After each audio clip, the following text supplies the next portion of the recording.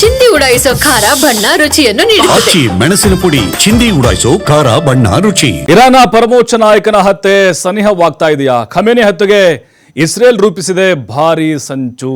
ಹತ್ಯೆ ಬೆದರಿಕೆಗಳಿಂದ ಬಂಕರ್ನಲ್ಲಿ ಖಮೇನಿ ಅಡಿ ಕೂತಿದ್ದಾರೆ. ಹಾಗಾದರೆ ಯಾರಾಗ್ತಾರೆ ಮುಂದಿನ ಉತ್ತರಾಧಿಕಾರಿ?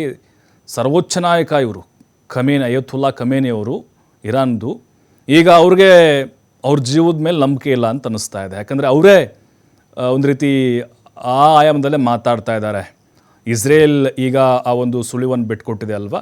ಈಗ 3 ಹೆಸರುಗಳು ಮುನ್ನೆಲೆಗೆ ಬಂದಿದೆ. ಅಂದರೆ ಖಮೇನಿ ಆದಮೇಲೆ ಯಾರು ಉತ್ತರಾಧಿಕಾರಿ ಇರಾನ್ಗೆ ಅಂತ 3 ಹೆಸರನ್ನು ಗುಪ್ತವಾಗಿ ಆಯ್ಕೆ ಸಮಿತಿಗೆ ತಿಳಿಸಿದ್ದಾರೆ ಖಮೇನಿ. ಆದರೆ ಆ 3 ಹೆಸರಲ್ಲಿ ಖಮೇನಿ ಪುತ್ರ ಮುಜ್ತಬಾ ಹೆಸರಿಲ್ಲ. ಇನ್ನು ಆ 3 ಹೆಸರು ರಿವೀಲ್ ಮಾಡಿಲ್ಲ ಖಮೇನಿ. ಆದರೆ ಆ 3 ಧರ್ಮಗುರುಗಳು ಎಂಬ ಮಾಹಿತಿ ಲಭ್ಯ ಆಗಿದೆ. ನೋಡಿ, ಇರಾನ್ನಲ್ಲಿ ಒಂದು ಕಮಿಟಿ ಇದೆ. ಆ ಕಮಿಟಿನ ಆಯ್ಕೆ ಮಾಡುತ್ತೆ ಇರಾನ್ನ ಸರ್ವೋಚ್ಚ ನಾಯಕ ಅಥವಾ ಉತ್ತರಾಧಿಕಾರಿ ಯಾರಾಗಬೇಕು ಅಂಥೇಳಿ. ಇವರು 1989ರಿಂದ ಖಮೇನಿಯವರು ಇರಾನ್ನಲ್ಲಿ ಪಾರುಪತ್ಯವನ್ನು ಸಾಧಿಸಿ ಅವರೀಗ ಉತ್ತರಾಧಿಕಾರಿ ಆಗಿದ್ದಾರೆ. ಮೊದಲು ಇವ್ರ ತಂದೆ ಇದ್ದರು. ಈ ರೀತಿ ಅದು ಹಾಗೇನೆ ಅವರ ವಂಶ ಪಾರಂಪರ್ಯವನ್ನು ನಡ್ಕೊಂಡು ಬರ್ತಾ ಇತ್ತು. ಈಗ ಅವ್ರ ಮಗನ ಹೆಸರಿಲ್ಲ. ಅದು ಕೂಡ ಅಚ್ಚರಿಗೆ ಕಾರಣ ಆಗ್ತಾ ಇದೆ. ಅಂದರೆ ಕೇವಲ ಖಮೇನಿ ಅಷ್ಟೇ ಇಲ್ಲ, ಖಮೇನಿ ಫ್ಯಾಮಿಲಿಯನ್ನು ಕೂಡ ಇಸ್ರೇಲ್ ಈಗ ಟಾರ್ಗೆಟ್ ಮಾಡ್ದಂಗೆ ಕಾಣಿಸ್ತಾ ಇದೆ. ಹಾಗಾಗಿನೇ 3 ಧರ್ಮಗುರುಗಳ ಹೆಸರನ್ನು ಈಗ ಅವರು ಗೌಪ್ಯವಾಗಿ ಹೇಳಿದ್ದಾರೆ. ಬಂಕರ್ನಲ್ಲಿ ಅಡಗಿ ಕೂತಿದ್ದಾರೆ. ಯಾವ ಕ್ಷಣದಲ್ಲೂ ಕೂಡ ಇಸ್ರೇಲ್ ದಾಳಿಯನ್ನು ಮಾಡಬಹುದು, ನುಗ್ಗಿ ಹೊಡಿಬೋದು.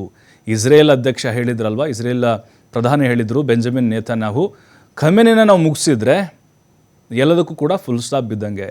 ನಮ್ಮ ಟಾರ್ಗೆಟು ಇರಾನ್ ಆದರೂ ಕೂಡ ಅಯತುಲ್ಲಾ ಖಮೇನಿಯನ್ನು ನಾವು ಮುಗಿಸ್ತೀವಿ.